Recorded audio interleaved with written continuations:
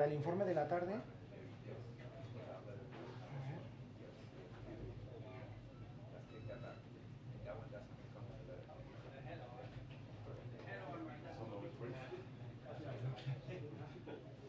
Oh, no, espera.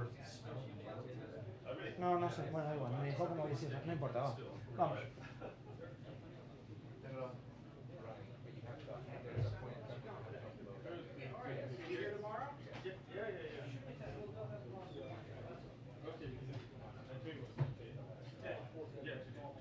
Nosotros desde aquí estaremos bien pendientes a cómo evolucionan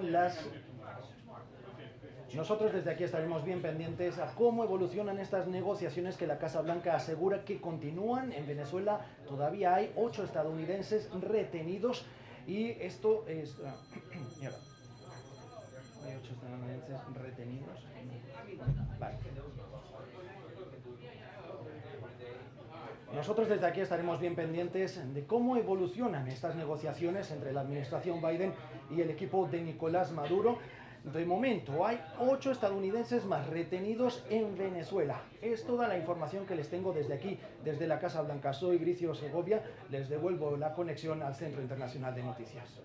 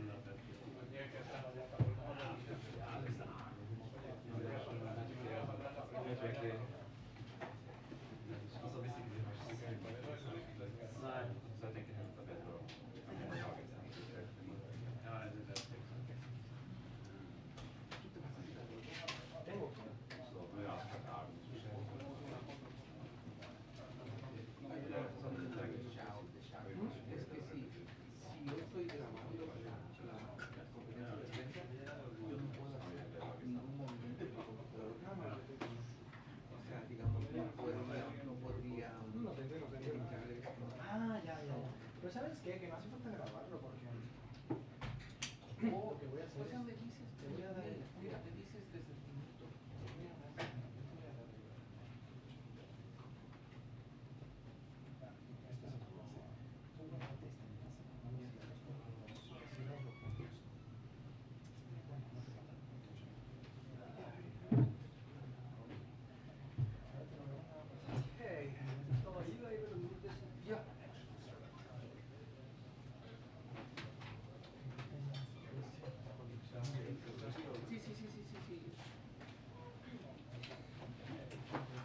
Come back right after the briefing. Come on back.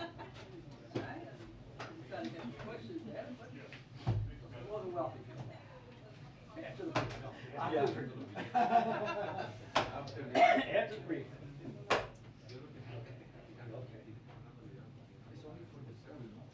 This is only proof. Only proof. It's not my theory. No.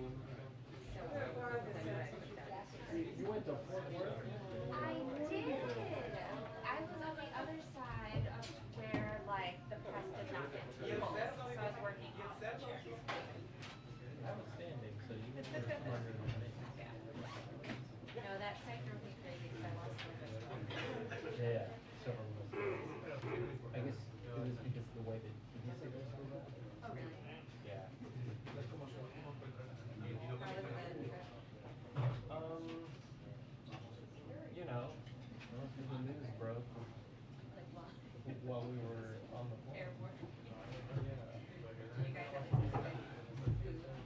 So, I mean, it wasn't bad. I'll never complain. But like, was there barbecue?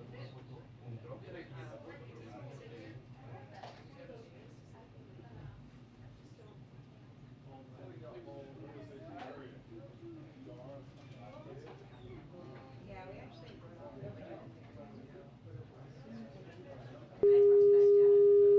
Oh, did you talk to his father?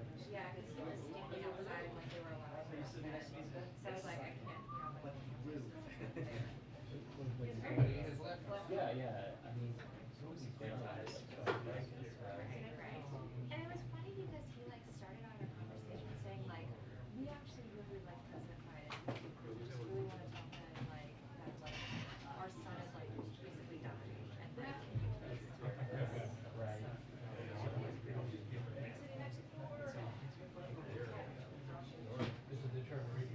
Yeah, I talked to his dad.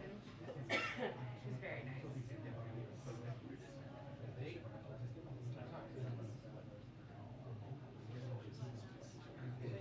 In Geneva. When we were all in Geneva, Right. they hooked up with us because Right, right.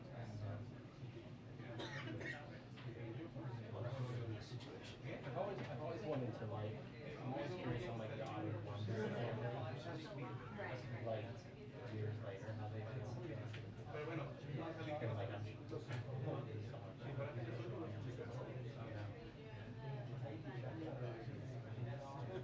me ponen a mí en la foto como que si el problema. Yo ni me enteré. Yo me fui.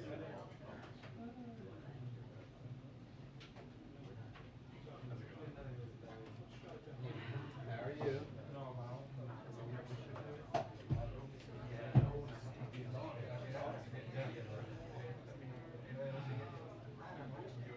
Yo iba a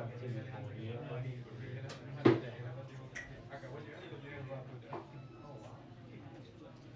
Pero bueno, me imagino que Really quick. It's gonna be fun. Right. I think that's nothing but the yes.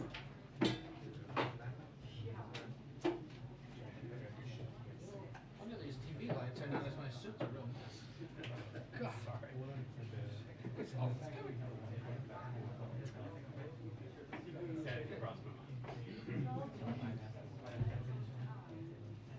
Janet has like decent shoes when you're in the front row. I never remember that.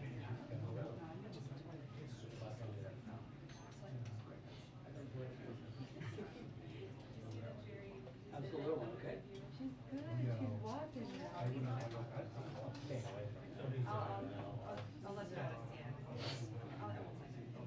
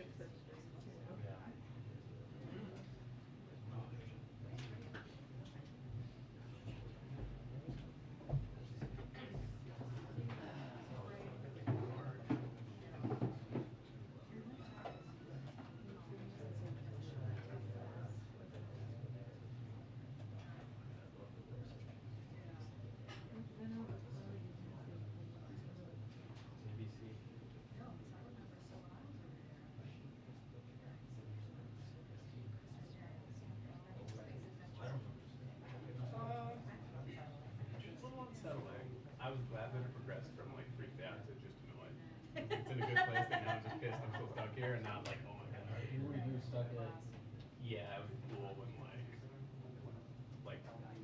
we were leaving the terminal part like right when the first reached the barrier. So it was like, Oh, yeah, of course, I really like these.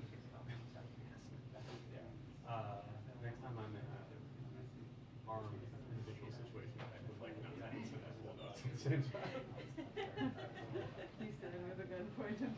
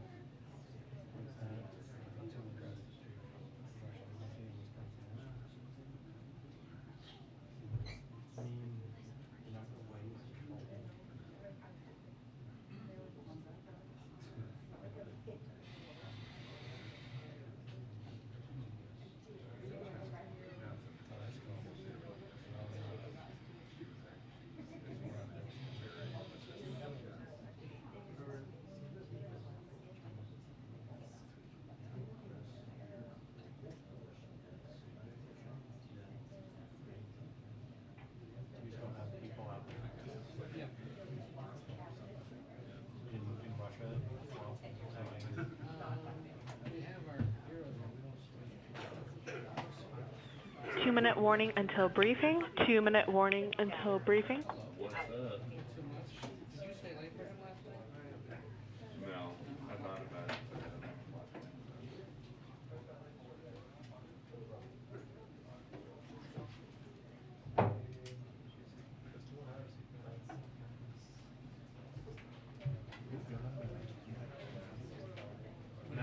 Yeah. You think it was this guy? They only talk to do this. Something they can do. Oh, yeah. Yeah, what's it? Running on the- Yeah.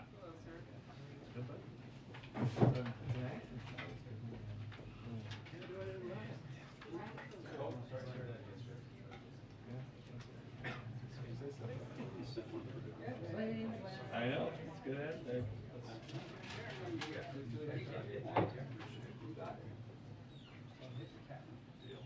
They didn't take the deal breaker. She has been winning each month.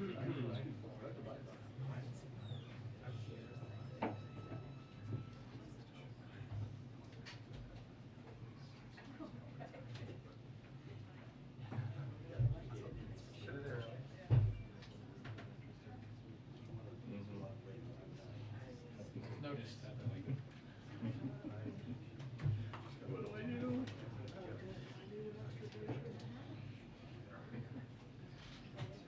Did you steal that one?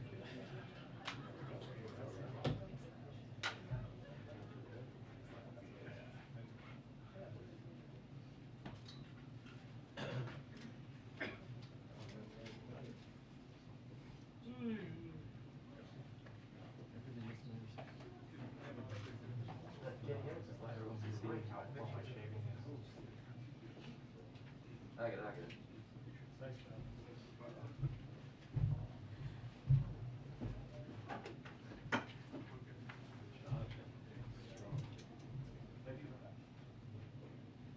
Put toys away, kids.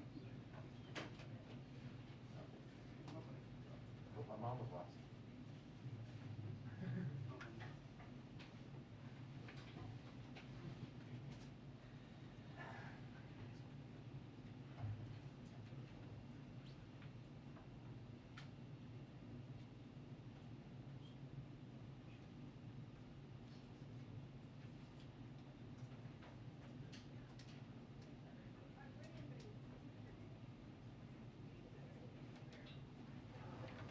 Hi, everyone. Hi. Okay, so I have a couple of short items at the top, a lot of paper, a lot of things to talk about today. Today, the president will host an event with business leaders and bipartisan governors, including Governor Whitmer and Governor Holcomb, to call on Congress to quickly pass competitiveness legislation like the Bipartisan Innovation Act. During the event, the president, Secretary Raimondo, and the participants will focus in particular on why passing competitiveness legislation is critical for lowering prices for working families on essentials like cars and household appliances by addressing bottlenecks like semiconductor chips, manufacturing more in America, and strengthening our supply chains to make our economy more productive. As we've seen over the past year, global events like the pandemic or Russia's unprovoked aggression in Ukraine can result in disruptions to global supply chains that lead to higher prices for American consumers, which further underscores the importance of strengthening our economy and making it more resilient to shocks like that in the future.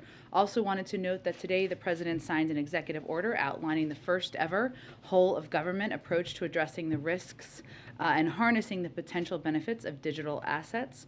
Previously, there has never been an organized effort to bring together the expertise and authorities of the entire U.S. government to inform a holistic approach to digital assets. With this executive order, the president is calling on experts across the federal government to assess and develop policy recommendations that address the implications of the growing digital asset sector across consumer protection, financial stability, national security, and climate risk. let me finally say, I heard there was a little kerfluffle in here after the briefing the other day. I just want to say that what we're going to do today is we're going to try to start with the third and fourth row and fifth and sixth row, get more people's questions answered.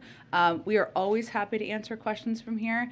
I could go on for hours. Just sit in your seats. But we also know you all have a lot on your plates. So what we try to do, for everybody's knowledge, is balance between all the things reporters and all of you have focused on and trying to be informative in this briefing room, but we also are here as people have follow-up questions. So with that, Josh, let me have you kick us off. Thanks, Jenna. I know the pool's supposed to gather around 1:45. Yes. If that's still on. So one easy question. The U.S. declined to help facilitate the transfer of jets to Ukraine yesterday. Does the U.S. want the Ukraine to get jets, and how urgent a priority is that? So let me give you an update on the status. As of now, the Secretary Austin, Chairman Milley, and members of our Defense Department are in touch with Ukrainian counterparts, NATO counterparts, discussing what are clearly logistical challenges here. And I would note, Josh, that in the statement put out by my colleague at the Pentagon yesterday, he made clear that obviously the a proposal from yesterday that fighter jets manned by Americans departing a NATO base to fly into airspace contested with Russia raises serious concerns for the United States and NATO. So the logistical questions here, just to put a little fine point on it, are things like how do you get planes into Ukraine in a way that is not escalatory? And what are the logistics and operational details of that? Those are conversations are happening between counterparts at the military level, and I would expect any update might come from them. Okay, let's go around. Michael, why don't you kick us off? Sure. Two questions on Venezuela. Yeah. So obviously yesterday 2 Americans were freed and they are now home. Nicolas Maduro has agreed to re-engage in the Mexico City talks. So is the ball in the president's court at this point to continue the engagement, and what is the plan for the administration? Well, first, let me note that the return of 2 American citizens is certainly welcome news, exciting news, and it would not have happened without the tireless work over a series of months by a number of our diplomats, including, of course, our special envoy for hostage affairs, Roger Carstens, who worked on this for months over the course of time. We'll continue to discuss a range of issues, including, first and foremost, Americans unjustly held. Unfortunately, they're not the only individuals held there, the individuals who returned. So that will be something that we will look to have ongoing discussions about. I'd also note that Maduro said he will resume talks with Venezuela's interim president in Mexico. So that is an encouraging sign. So there are a range of issues discussed on this trip. There are a range of issues to discuss moving forward. But right now, we're just celebrating the return of 2 Americans. Okay, and just to follow up, are there concrete plans for continued engagement for another round of talks? And is there, you mentioned, I think on Monday, that energy security was part of the conversation. What can Venezuela contribute to energy security? Well, I don't have anything to preview for you in terms of additional talks or rounds of talks, but again, we are very pleased to have these 2 Americans returned home. If there are opportunities to continue to discuss that, that's something we are open to. There are obviously ongoing concerns about the health and well-being of anyone detained, whether it's there or in Venezuela or Russia, Afghanistan, Syria, China, Iran, and elsewhere. Those are conversations we are always going to want to engage in. Obviously, it is factual. You all know that Venezuela is a large producer of oil, but in terms of any decisions or discussions or where that may go from here, I have nothing to preview or predict for you on that front. Nadia, go ahead. Thank you. Many American companies declared yesterday that they're shutting down in Russia, including Visa, Card, Masters, and McDonald's, etc. The Russians said that they're going to confiscate their assets there. How would the White House react to that? I know they're all private companies, but basically declaring that they're going to nationalize these assets, according to the Russians. And second, not exactly related, there are some reports indicating that Russia is delaying the signing of the Iran agreement and delaying the negotiation in Vienna from taking place for their own interests because they don't want, obviously, oil to be released to make up for the shortage. Well, let me take the second one first. I would say that our team, we're continuing to engage with Iran deal partners, including Russia, on Iran nuclear negotiations. We believe Russia shares a common interest in ensuring Iran never acquires a nuclear weapon. In our view, there's nothing that should be required of or will be offered from the United States as it relates to Russia's sanctions. That is related to their invasion of Ukraine. But again, we believe we share an objective here. Always in the final stages. There are details to be worked through, and we will continue to work through those. In terms of your first question on the seizing, I think it was on the potential seizing of private sector assets in Russia for companies that have decided to pull back and pull out of the country. Obviously, we have applauded the actions of a number of companies. That is not something we have been pushing from behind the scenes, if that makes sense. If they were to take those actions, I'm certain there would be steps we would take, but nothing has happened at this point in time. So let me talk to our economic team and see if there's anything more we can predict for you. Go ahead. Thanks, Jen. I have two questions. First, about the Florida bill that just passed, restricting the speaking about of homosexuality and gender identity up to third grade. And then I have a question about surveillance matters that have been in the news. Regarding the Florida bill, in 1994, when many of us in this room were in school, President Biden actually voted for a much broader restriction that banned federal funds from being used for, quote, the promotion of homosexuality as a positive lifestyle alternative. Why did he do that, and can you describe how his thinking has evolved over the years? Well, I think that you have seen the president speak passionately about his view that a bill like this, a bill that would discriminate against families, against kids, put these kids in a position of not getting the support they need at a time where that's exactly what they need, is discriminatory. It's a form of bullying. It is horrific. I mean, the president has spoken to that. In terms of his views and comments from 25 years ago, I think the most important question now is why are Florida leaders deciding they need to discriminate against kids who are members of the LGBTQI community? What prompts them to do that? Is it meanness? Is it wanting to make kids have more difficult times in school, in their communities? I would pose that question to them, and we can talk about it more tomorrow if you get an answer. Was there a reason you supported the same policy, though, in the 90s when we were all in school? I think what's important to note here is how outspoken the president has been against discrimination, against kids, against members of the LGBTQI plus community, and what we're looking at here is a bill that would propagate misinformed, hateful policies and impact children. So that's the question. I hope maybe you can pose that to some of the leaders in Florida. Maybe they'll return your phone calls, and I look forward to having that conversation with you. On this, well, perhaps Chris could follow up afterwards, but I'd like to ask about the surveillance matters as well. Sure. Senators Wyden and Heinrich, who are Democrats, recently alleged that the CIA is conducting a mass surveillance program that implicates American data and that it's outside of the statutory bounds that people think it's within. First, could you say anything about that to reassure Americans regarding their data? And secondly, according to a recent court filing by Special Counsel Durham, there was a technology executive who was, quote, mining the Executive Office of the President's DNS traffic and other data. CISA, the Federal Agency for Cybersecurity, said in a 2020 document that DNS data can be sensitive and that's important to secure. There are competing narratives, of course, about what data was actually implicated. So could you share with us what data was implicated in this and whether the White House has any security or privacy concerns regarding this alleged review? I have nothing further to comment on your questions. Obviously, this is an investigation. I put you in the Department of Justice, members of Congress. Obviously, we have serious respect for people's privacy in the country. Go ahead. Thank you, Jen. A quick follow-up. You mentioned the logistical challenges about flying planes to Ukraine through contested airspace.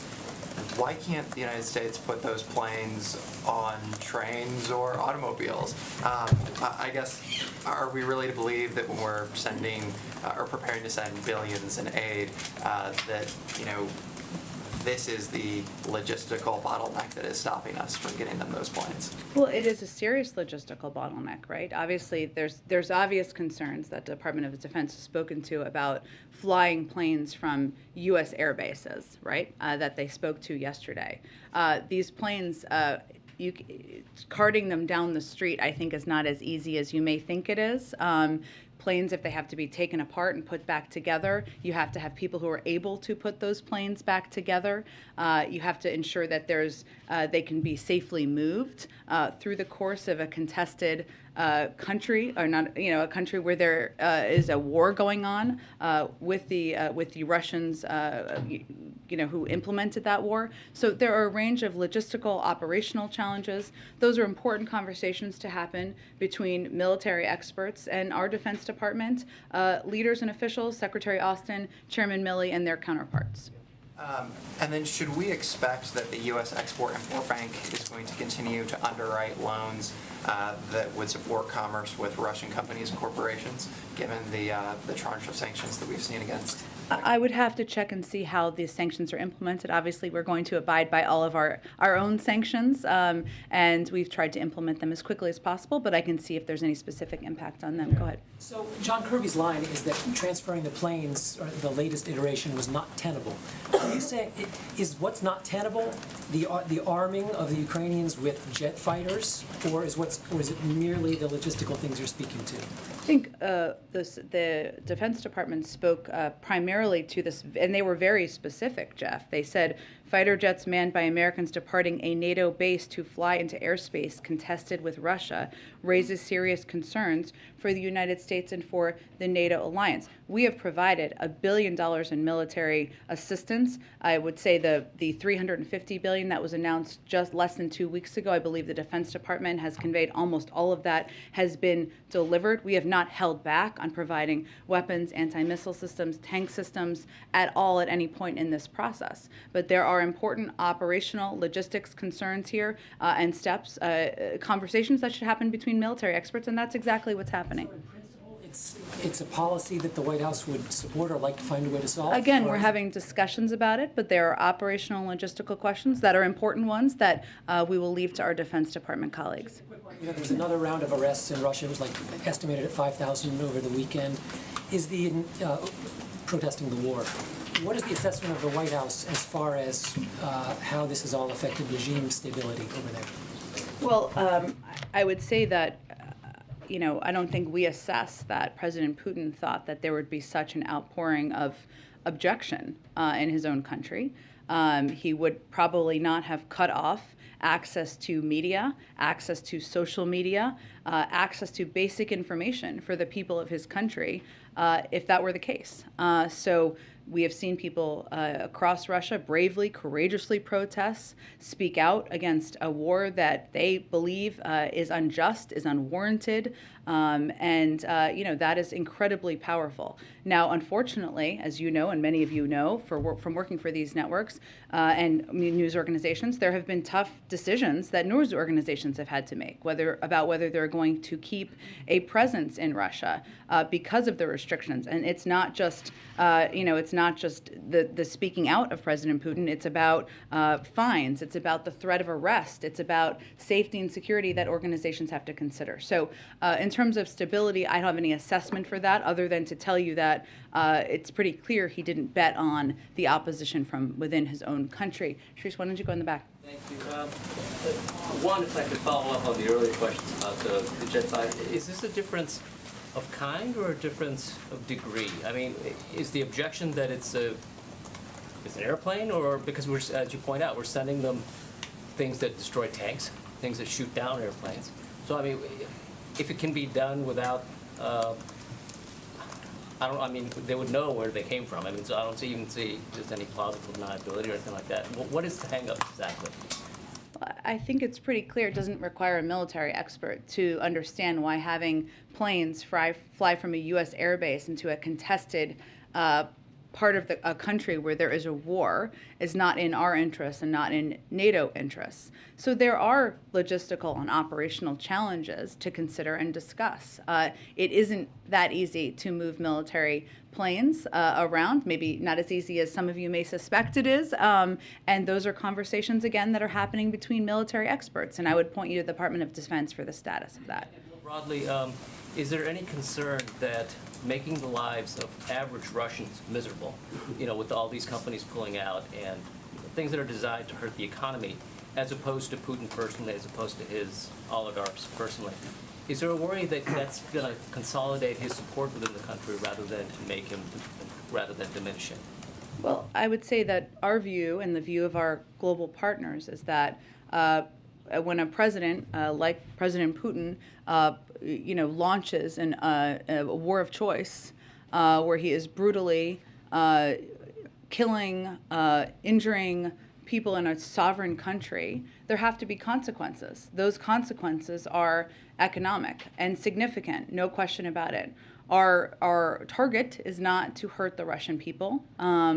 It is to squeeze President Putin and the leadership around him. But what the impact is certainly having a devastating impact on the Russian economy. And our view is that over the medium and long term, that is not going to be sustainable for President Putin and the team around him. Go ahead, Ed.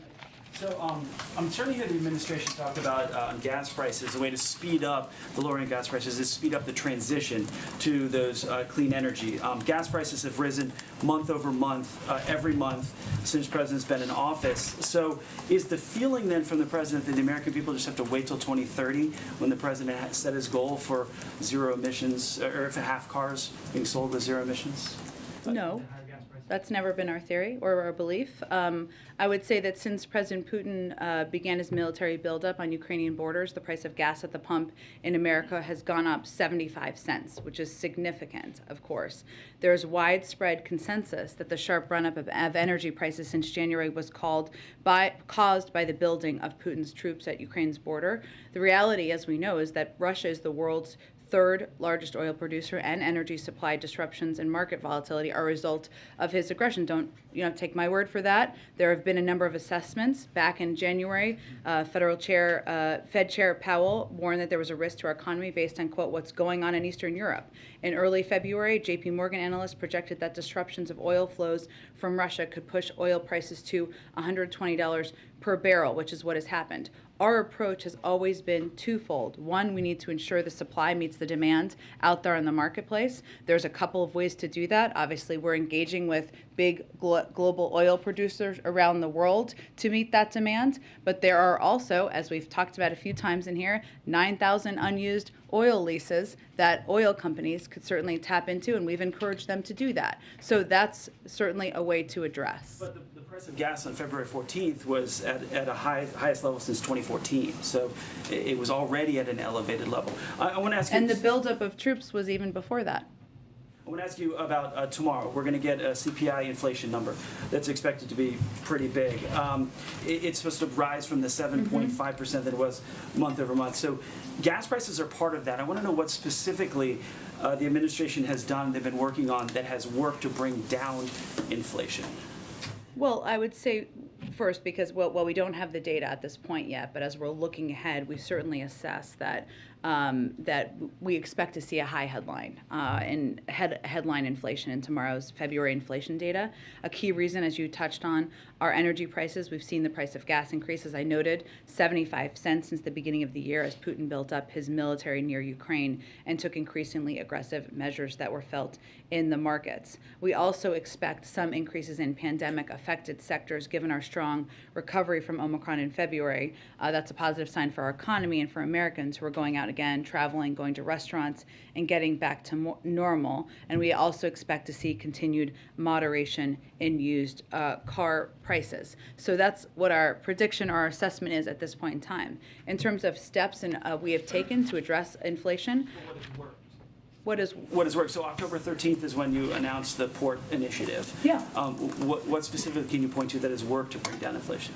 Well, there are a number of steps we've taken. If you compare month to month, we've seen inflationary pressure or inflationary numbers go down month to month, even as we looked at the year-to-year numbers go up, which we entirely predicted.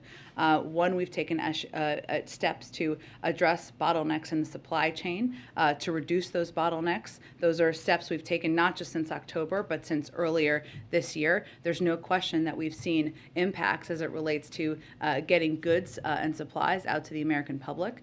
We've also taken steps to address what we see as shortages and issues in the semiconductor space.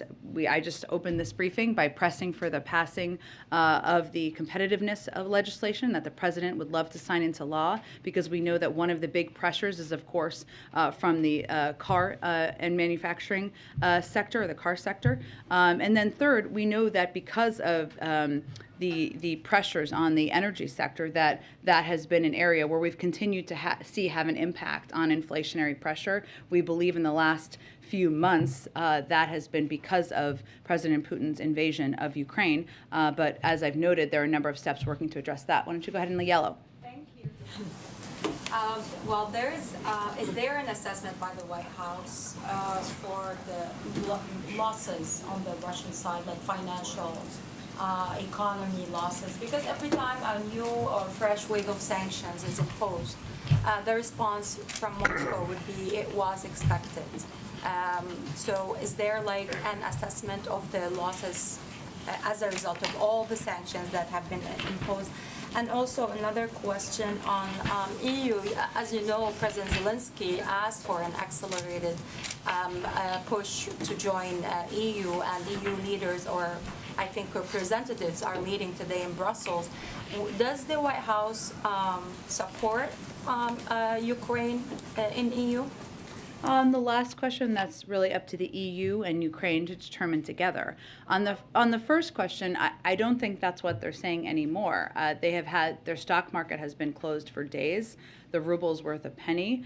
They're headed toward what many outside economists have described as a recession.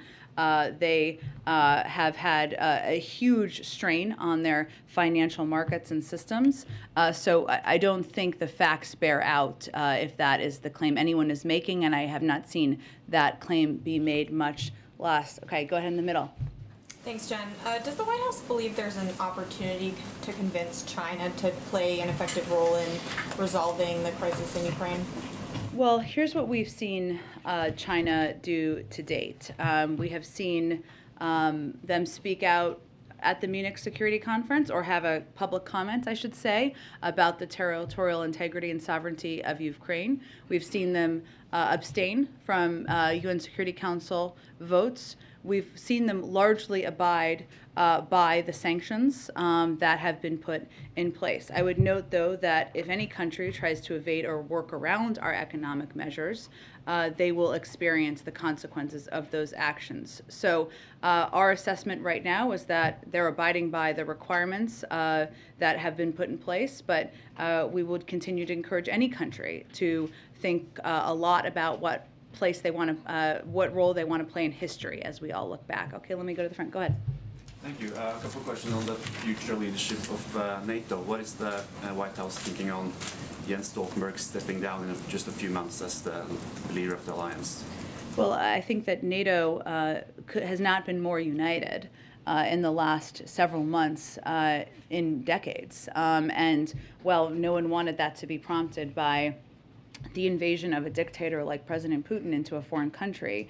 That unity among NATO partners and the strength of that unity is certainly something that has been a direct impact of his aggression. In terms of future leadership, obviously that would be for NATO partners to determine, but we certainly recognize and value the leadership that has been displayed by NATO leaders and the alliance over the course of the last few months. Follow up on that. Have you, as a NATO member, ruled out asking Stoltenberg to continue in this time of the biggest crisis since World War II?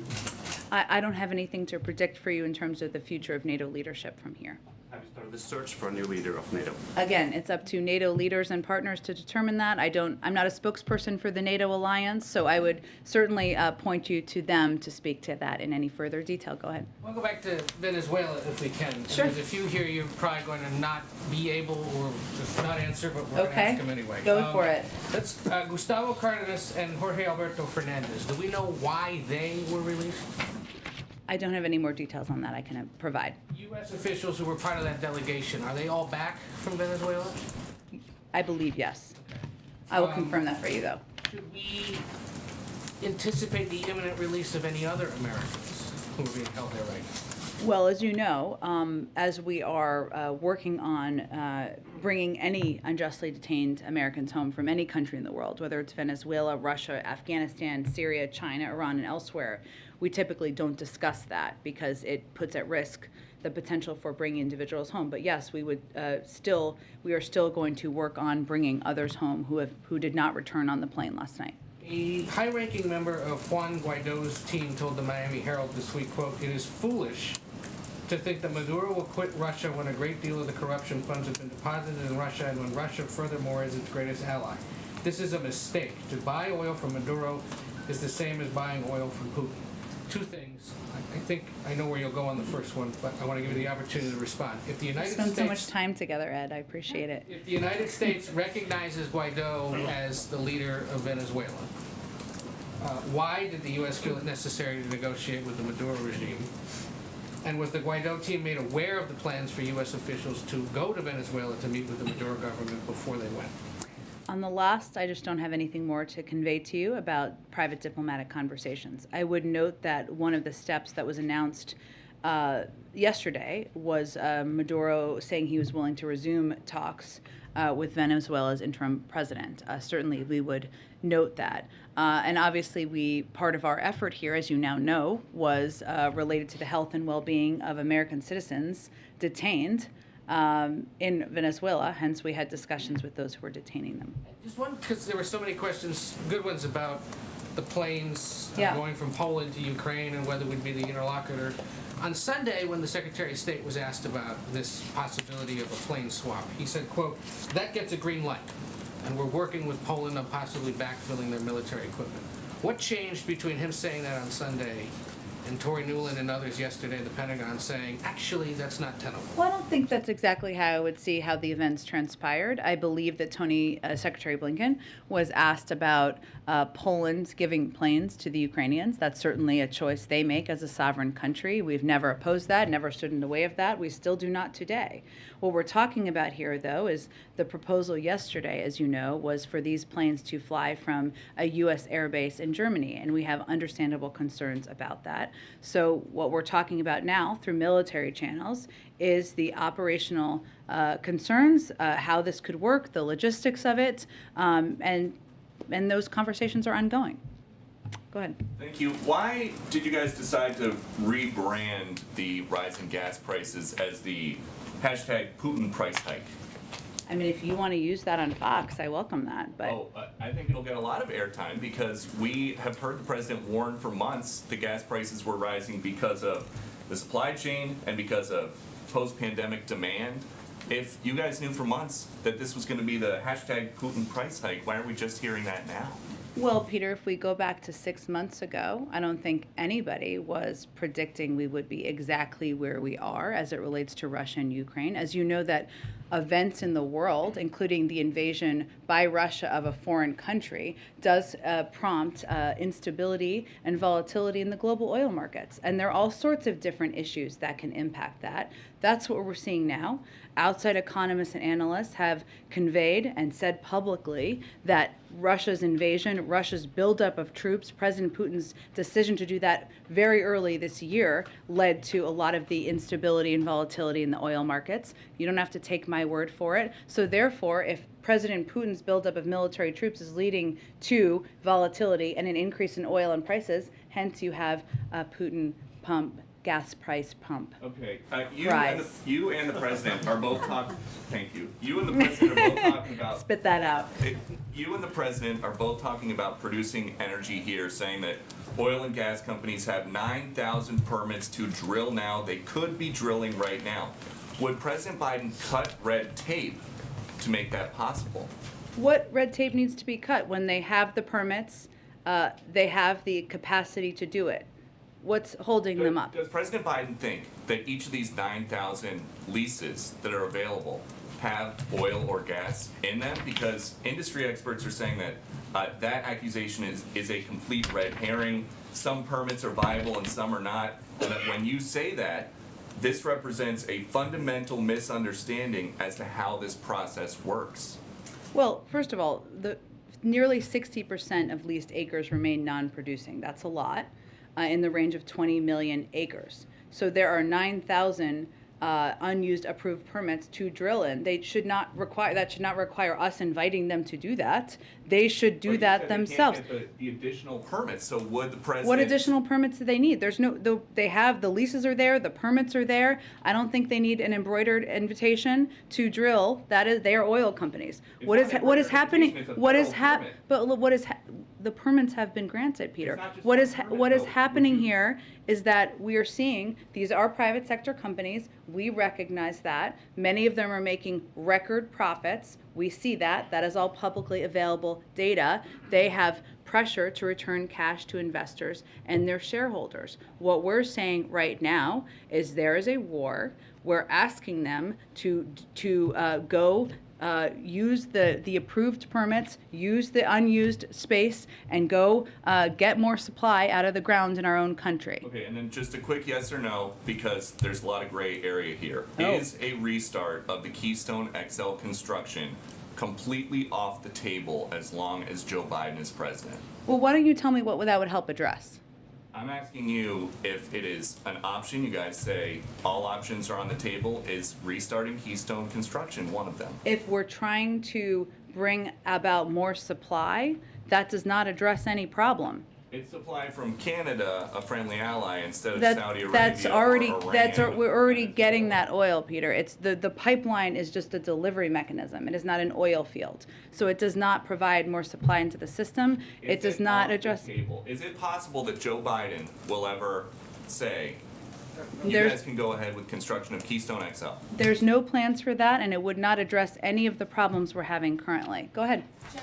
And we're going to have to wrap up soon, but we'll try to get to me. Go ahead. Can you help us understand what exactly would have transpired for the Polish government to publicly propose this idea of getting the fighter jets to Ukraine that the U.S. would then publicly reject? Was there at any point a breakdown in communication between the two countries? Well, I think as our Undersecretary of State, Tory Newland, testified yesterday, we were not made aware of their plans to make that announcement yesterday. So I wouldn't call that a breakdown, and I guess it's a temporary breakdown in communication, but we have a strong and abiding relationship with Poland. The President spoke with President Duda just last Friday. Obviously, the Vice President is on her way there, not related to this particular issue, which will be worked through military channels, but it was more about the mechanism for how it would be delivered, and that is the issue that is operational, and we're still discussing. Is it safe to say that the U.S. was caught off guard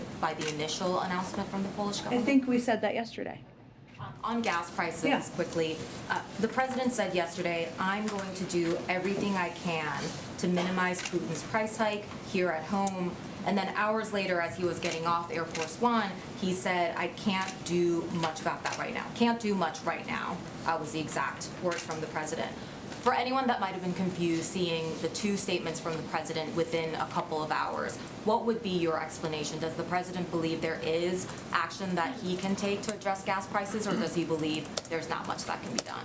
Well, I would say that the short gaggles when the president is getting off the plane and getting into a car are not always super comprehensive, as I think many of you have experienced. They're not always extensive, but what the president said yesterday in his lengthy remarks before his trip, and what we have said many times, is that there are a range of steps that we will continue to take, including coordinating with the global community about ensuring the supply in the marketplace meets the demand. That includes the release from the Strategic Petroleum Reserve that he announced a second one just a few weeks ago.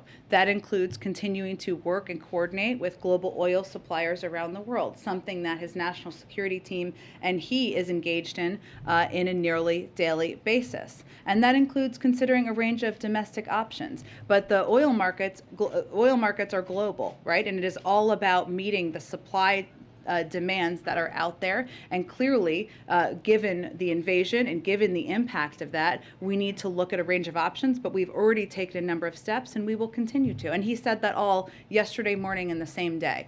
Go ahead. Okay, I got it. This may have to be the last one. I'm sorry. Go ahead. On the military planes Yeah. and the Vice President's trips, you said that what's going on now are logistical discussions with military officials. So this issue is not a priority, is not going to be part of the Vice President's discussions with the Poles? I would expect it's going to happen through military channels. Those conversations have been ongoing, and I would expect they would continue to happen through those channels. Not a priority, not a central part of the Vice President's discussions. I'm never going to say it's not a priority, but I would just say that the appropriate channels for it, because they're about the operational movement of military equipment, are through military channels. Just a clarification. I know we're going to have to wrap up in a minute here because you guys have to go to the event. Just a Go ahead. quick reaction to the Russian airstrikes reportedly striking a children's hospital in the Ukrainian city of Mariupol. We have certainly seen those reports. And as a mother, I know a number of you are mothers yourself, it is horrifying to see the type of the barbaric use of military force to go after innocent civilians in a sovereign country. And I know we've seen the reports on all that you have all been broadcasting over the last couple of hours. Unfortunately, I don't have more details than that at this point in time. You all have to go to an event with the president. Yes, go ahead. Does the U.S. recognize Juan Guaido as the interim president of Venezuela? Because I think that was a direct question from Ed. That's how we have referred to him. Yes. No, but you didn't say. Does the U.S. recognize That's how Juan we Guaido? refer to him. Thanks everyone so much. Have a good rest of your day. Condition of the two released men, Jen.